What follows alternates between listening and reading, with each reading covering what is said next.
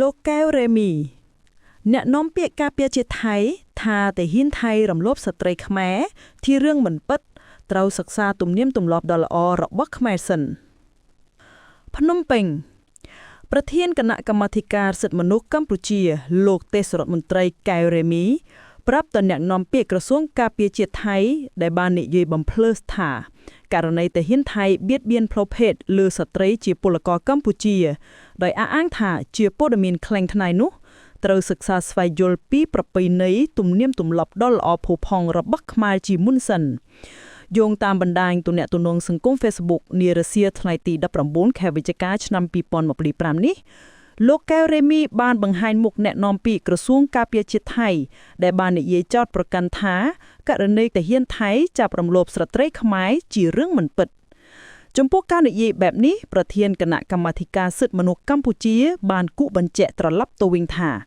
លោកឯងមុននិយាយថាជាព័ត៌មានមិនពិតត្រូវស្វែងយល់ពីប្រពៃណីទំនៀមទម្លាប់និងវប្បធម៌របស់ខ្មែរឲ្យបានច្បាស់ជាមុនសិនលោកថារឿងស្ត្រីដែលជាជនរងគ្រោះដោយការរំលោភសេពសន្ធៈគឺជារឿងអាម៉ាស់កេតឈ្មោះបំផុតរបស់ស្ត្រីនិងរងការអាម៉ាស់បំផុតនៅក្នុងគ្រួសារលោកបន្ថែមថា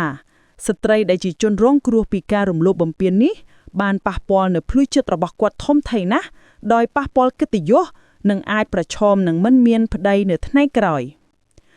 លោកទេសរដ្ឋមន្ត្រីកែវរេមីបន្តថាការបង្ហាញវត្តមានស្ត្រីរងគ្រោះខ្មែរជាសាធារណៈចំពោះការរំលោភបោកពីសំណាក់ក្រុមទាហានតិរិឆានឈុតខ្មៅថៃចំនួន7នាក់នេះគឺជាការឈឺចាប់និងបានលាក់បាំងកេរ្តិ៍ឈ្មោះយ៉ាងសំខាន់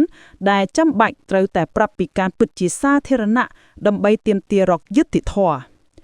លោកសង្កត់ធ្ងន់ថាប្រពៃណីទំនៀមទម្លាប់របស់ស្ត្រីខ្មែរមានលក្ខណៈតឹងរ៉ឹងជាងស្ត្រីនៃប្រទេសខ្លះដែលការលុកខ្លួនគឺជារឿងធម្មតា